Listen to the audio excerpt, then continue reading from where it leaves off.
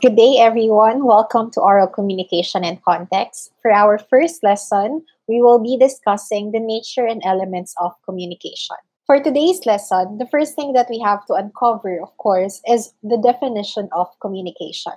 We will also be discussing the nature of communication as well as the different process and elements involved. Before we begin, let us take a look at these pictures. What can you see? What are the people doing? You would notice that these people are talking to one another, to another person, or with one's self. This process is often referred to as communication. So how do we really define communication? What is communication all about? The first thing that you have to know about communication is its root word. It actually came from the Latin word communis, which means working together. So basically, whenever you communicate, they believe that you are working with someone else. You are working with other people.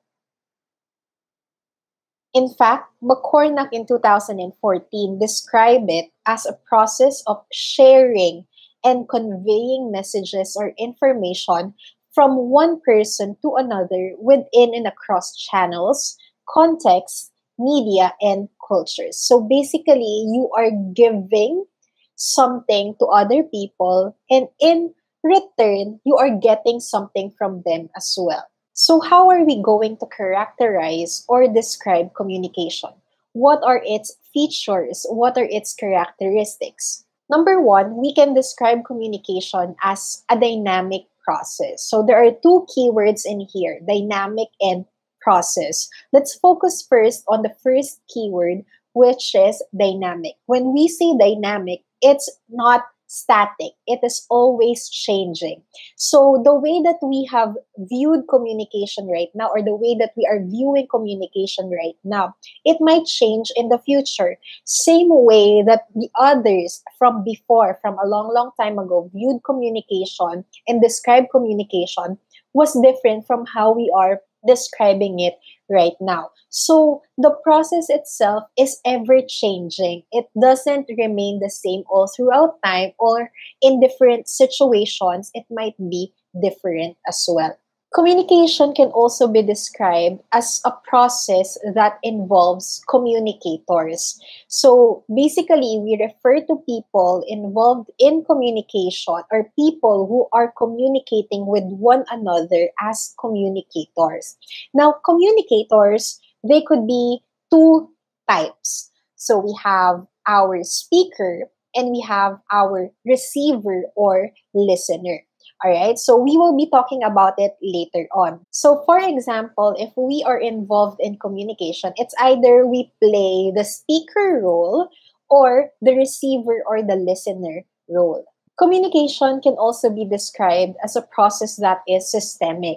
So, when we say systemic, it follows a particular system.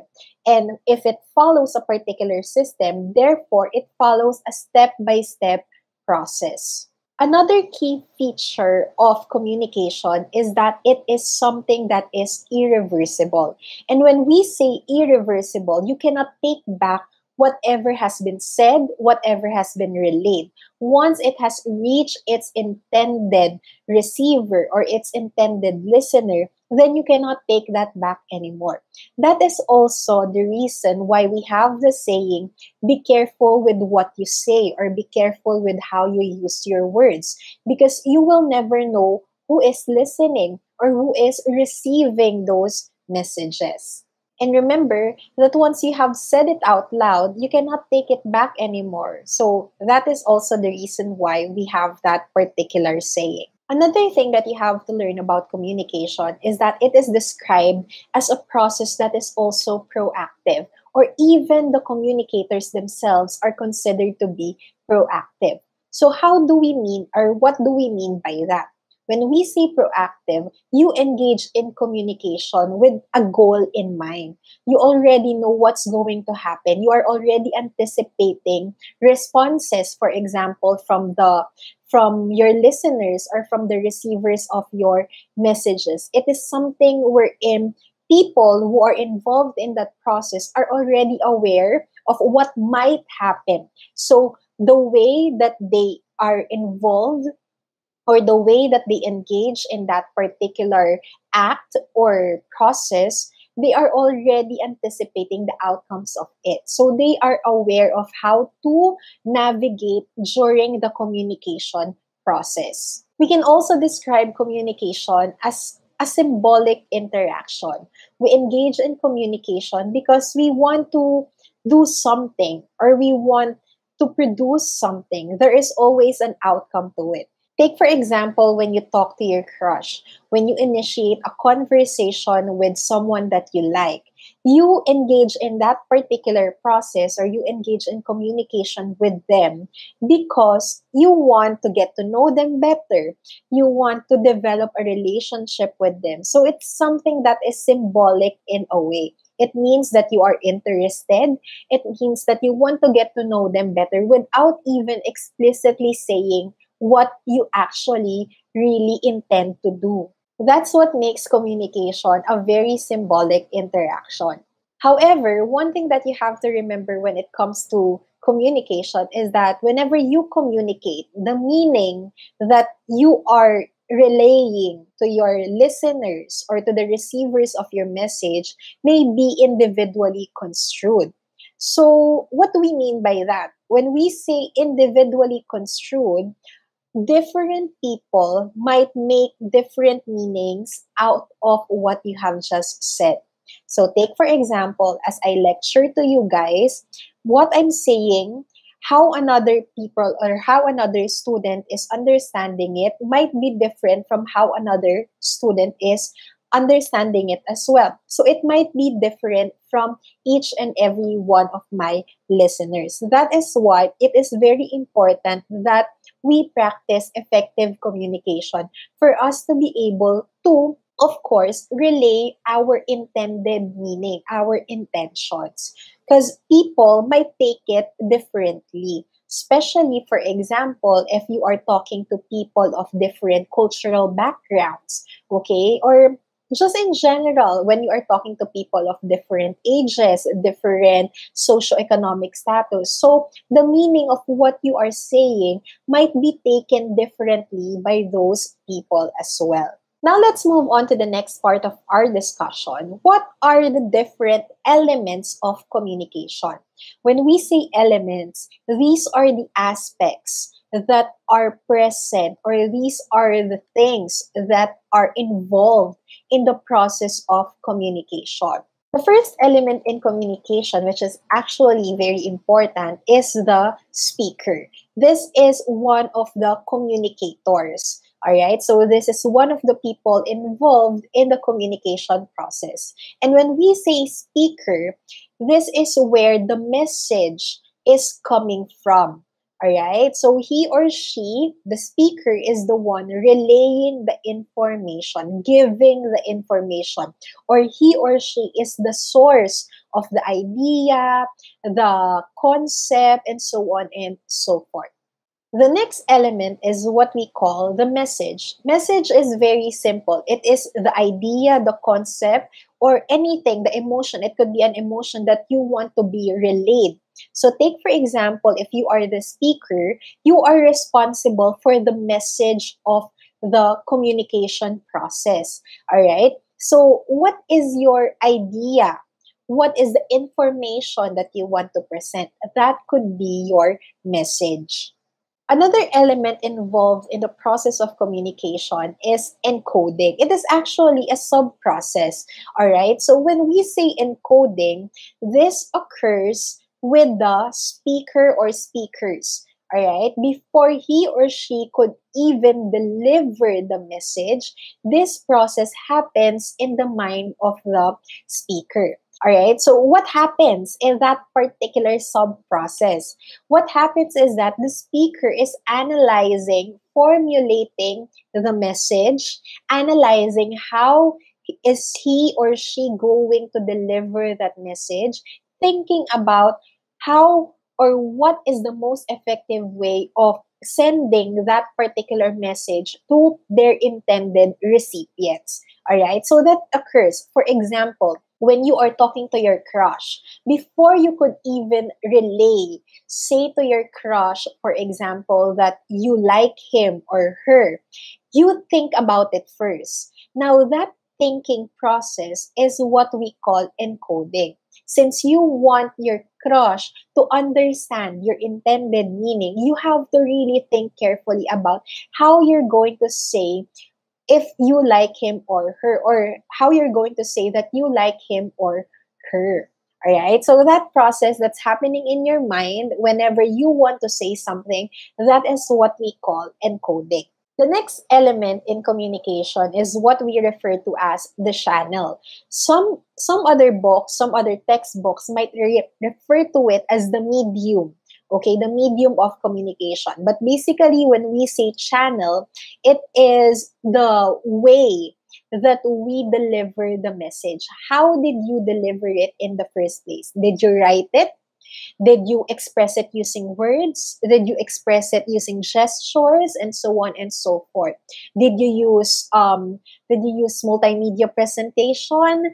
Did you use a microphone? There are many channels, there are many ways on how you can express yourself, how you can deliver a message, and how you can sustain the process of communication. Another sub process that happens whenever we engage in the process of communication is decoding.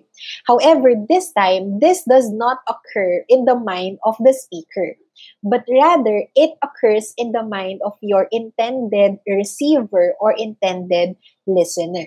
All right. So when we say decoding, it is the process by which your listeners or your intended receivers, recipients of the message, are trying to process what they are or what they have listened to, what they have heard.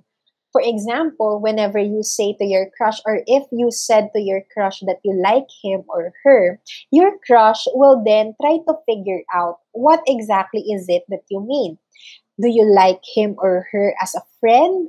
Do you like him or her as something romantic, or in other forms of liking someone? So that person is thinking about what you are saying. They're processing it in their minds. What did he mean by it, or what did she mean by it? All right. So same thing goes in every process of communication that we engage in, or in every conversation that we engage in. Of course, now that we have talked about decoding, the another element that you have to remember, and very important as well because it's one of the communicators in the process of communication, is the receiver. So the receiver will be the one receiving your message. They are the recipients of your message. They are listeners. Okay, they will be the one listening to you as you speak, as you deliver your message. Next, of course, we have our feedback. The feedback is basically what you get after, or what you get rather, from your listeners or from your recipients after they have decoded the conversation itself or the message itself. All right. So once they have decoded the message that you have sent to them, it's gonna create or trigger something in them that might give them or might allow them to give feedback. So when we say feedback, it's their response to what you have just said. Okay? So take for example, when you said that you like your crush, or when you said that you like your crush, and then he responded, "I'm sorry." Okay? Meaning that the way that he decoded it, all right, the way that he decoded it, maybe he doesn't like you. So he said sorry because he doesn't want to hurt you. He doesn't want to hurt your feelings. So he said sorry. And that sorry is the feedback that you have received from your receiver. Another important element that you have to always consider in terms of engaging in conversations or engaging in the process of communication is the context. Okay, when we say context, it doesn't simply refer to the place where the conversation or where the communication process took place. It could also mean the situation itself, the time, the different factors involved. For example, the background of your recipients, okay? The context, basically the surrounding. okay, where the conversation or the process of communication took place. It is very important because one person might process it differently in different contexts. The last element in the process of communication is the barrier. We cannot help it that whenever we engage in conversation or whenever we talk to someone, we involve ourselves in the process of communication.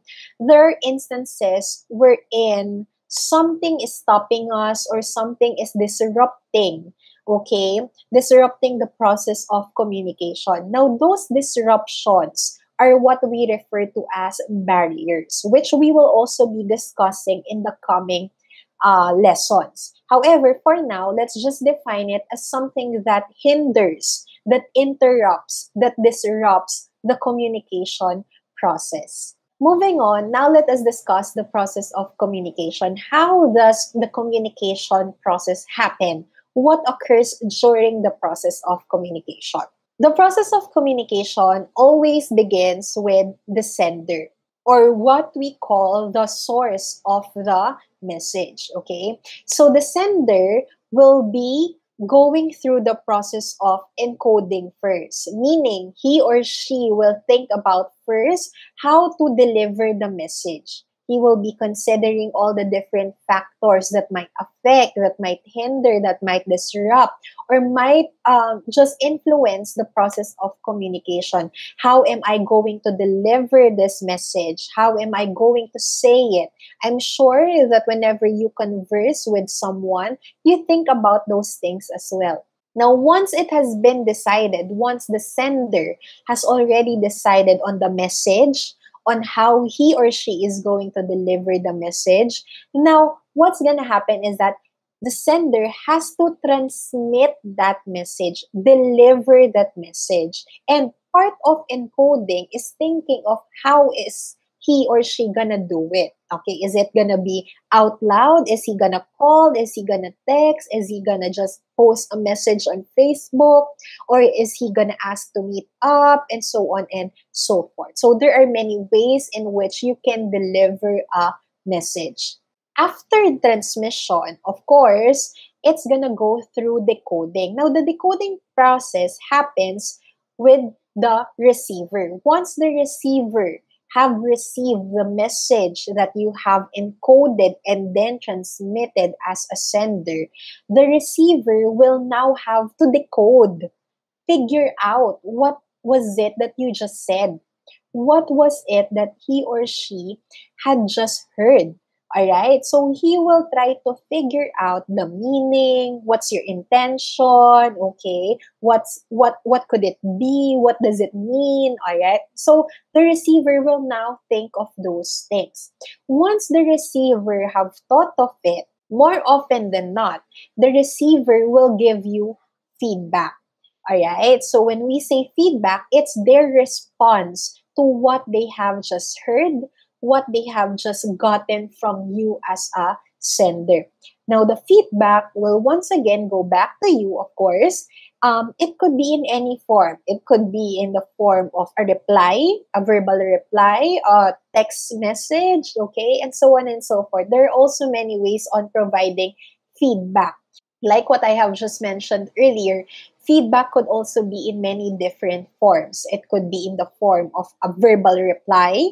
It could be in the form of a nod, a gesture, a body gesture, or a body language. All right. So it could be in many different forms, same as how you also delivered your message. But more often than not, it tells the sender.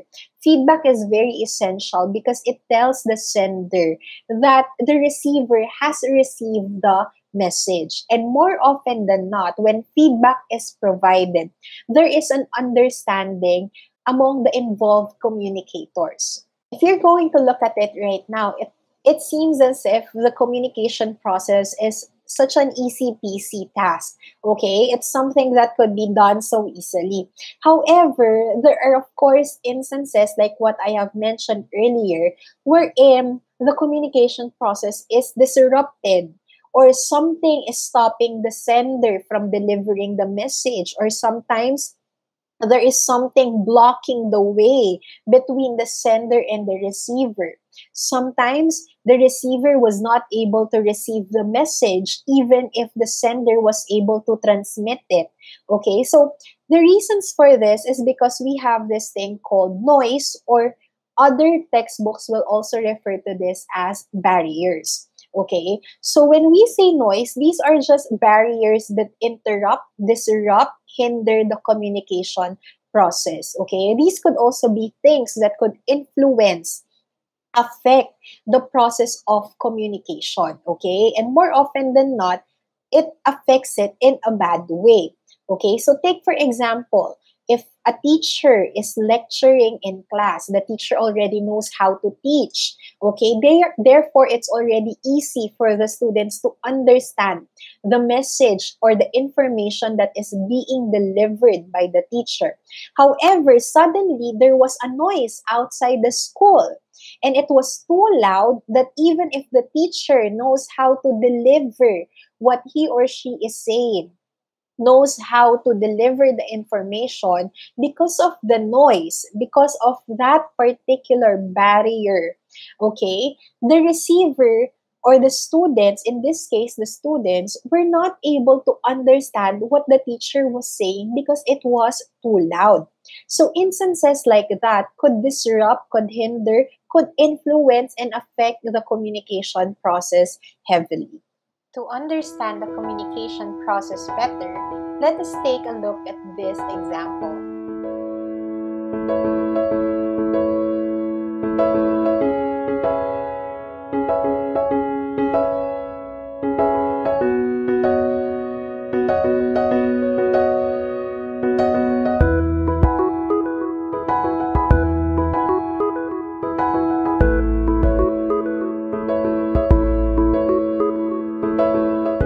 Here are my sources and references for this particular lesson. See you all again next time.